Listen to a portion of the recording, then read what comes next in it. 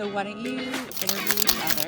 And So my name is Nicole. I'm from Florida. I'm currently studying applied math at Northwestern. I'm Katie. I'm from New York City, and I'm studying English at Princeton. so you're not a math major? No, it's, That is so unusual. I know. I don't really understand. Well, maybe I do understand it. I'm the only one on our youth team that isn't doing math stuff. Yeah, the Amherst kids, there was somebody that was a historian, I think. So just so you're not alone. And that's the thing, is there's all different kinds of skill sets that do well in bridge, and people that are really great at languages tend to do well in bridge. It's not just mathematics. That's kind of a... Are you good I at was just languages? I'm okay. How did you guys get into bridge? My dad plays Kelly Huang, so I followed him around to tournaments when I was a kid, and then eventually started learning at the Cavendish in middle school in Manhattan. What about you?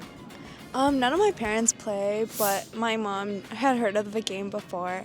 And then I went to a Saturday school, so she asked me to try out the lessons, and then I really liked it, so then I continued. How old were you when you started playing? 11 or 12, I think. Yeah, I think around the same for me. I've probably been playing around 7-ish years. Okay. We got in at the same time, I think. And then you guys are both qualified for the World Championships to represent the U.S.? Yeah. What teams? Why don't you tell everybody so we can root you on later? We're teammates on the U26 Women's USA 1. So that's pretty exciting. But you guys don't usually play with each other, or are you playing with each other? No, we just for usually today. don't. Yeah, new partnership. And then who's your coach for your team? Kent. But we all have our own separate partnership coaches as well. Mine is Lee Chung Chen. Oh, mine is also Kent. Oh. He does both. Wait, how often do you meet with him? Just once a week.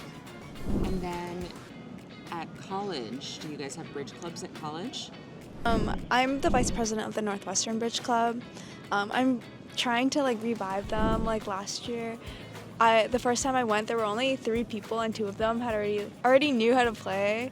It was just more so trying to get newer members into the game, as well as helping coach the more experienced players, and then trying to kind of create a balance of both sides was interesting. Yeah, I'm Princeton. We're sending a team to the Collegiate Bridge Bowl. Yeah, we've been hosting beginner lessons as well from time to time. How many people are playing in your club?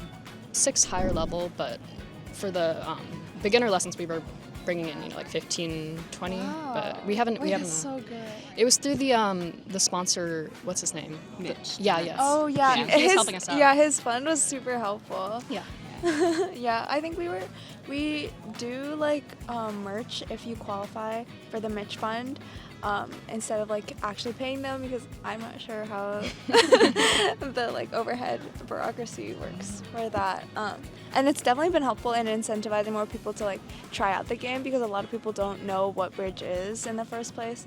So it's really helpful for them to have kind of a tangible quality or thing to motivate them to start. And then I always joke that they come for the merch, but they stay for the game. Yeah, I mean, before the pandemic, collegiates, we only had 4 teams coming, and I think this year there's 20 teams coming. So, I mean, that's the thing. It's so nice to see between Mitch and the Spark Fund and the difference that we're starting to see with your generation, which is kind of fun. The number of teams in the qualifiers was the greatest of all time. Oh, there were a ton, Yeah, It's there were 40, close to 37, I think. almost, yeah. So, what do you think bridge has done for your life?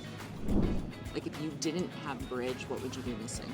I guess one thing is everyone's wow, I really have no hobbies, and I'm oh, I can't really relate because we're always busy. Yeah, and I think it's really cool to meet so many people from all around the world and be brought together regularly, because it's definitely difficult when you have a lot of friends that are so far away, but then bridge kind of brings everyone together and kind of reduces that distance. And I've definitely met a lot of really great mentors, really great friends, really great partners through Bridge. So I'm super glad that I got into the game. And also I think the Bridge community is really tight-knit because it's not that big in the first place. So it's really, really cool and really supportive, I would say.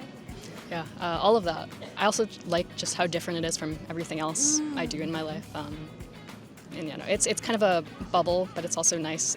It's an escape. Like, I'm not at school right now, which I'm really enjoying, and I get to be here instead, just hanging out, I don't know, playing for free until I turn 21. So, yeah, it's nice. Yeah. It's super hard to explain to people what we do, right? Yeah. People are always asking, do you make money?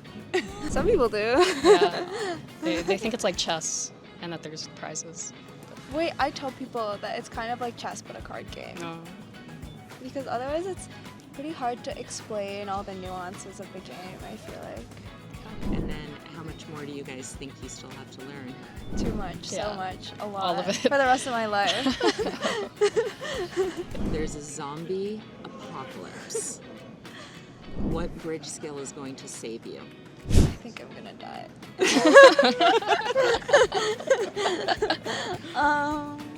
Maybe like strategic planning, kind of planning out like what's gonna happen in the future.